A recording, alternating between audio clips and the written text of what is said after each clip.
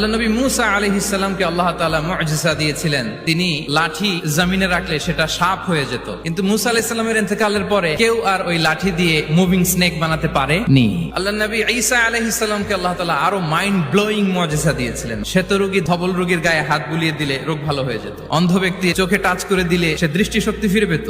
মৃত ব্যক্তিকে আল্লাহ নবী ঈসা আলাইহিস সালাম কুম বিইذনিল্লাহ বলার সাথে সাথে মৃত ব্যক্তি জীবিত হয়ে যেত। কিন্তু এই নবী আলাইহিস সালামদের বিদায় যখন ঘটেছে সাথে সাথে তাদের মুআজিজারও বিদায় হয়েছে। কিন্তু বিশ্বনবী সাল্লাল্লাহু আলাইহি ওয়াসাল্লামের উপর নাজিল হওয়া এই মহাবিশ্বের মহাবিশ্বয় মহাগ্রন্থ আল কোরআন, আল্লাহ নবী ইন্তেকাল করেছেন, তিনি আমাদের থেকে বিদায় নিয়েছেন, কিন্তু কোরআন কি বিদায় নিয়েছে?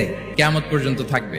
বিশ্বনবী সাল্লাল্লাহু আলাইহি ওয়াসাল্লাম একটা আয়াত যেভাবে পড়তেন আমরা ঠিক হুবহু ওইভাবে পড়ি। বিশ্বনবী সাল্লাল্লাহু আলাইহি ওয়াসাল্লাম একটা শব্দ ১৫০০ বছর আগে যেভাবে উচ্চারণ করতেন আমরা ঠিক ওইভাবে করি। এখানে অনেক কারীরা সুন্দর কণ্ঠে কোরআন তেলাওয়াত করেছে না? বিশ্বনবী সাল্লাল্লাহু আলাইহি ওয়াসাল্লাম যেমনটা করেছেন তারাও ঠিক তেমনটা করেছে। কিয়ামত পর্যন্ত অবিকৃত অবস্থায় এই কোরআনটা থাকবে। তাই কোরআনটা হচ্ছে, এজন্য আল্লাহ তাআলা যুগে যুগে নবীদের মাধ্যমে আসমানী কিতাব পাঠিয়েছেন।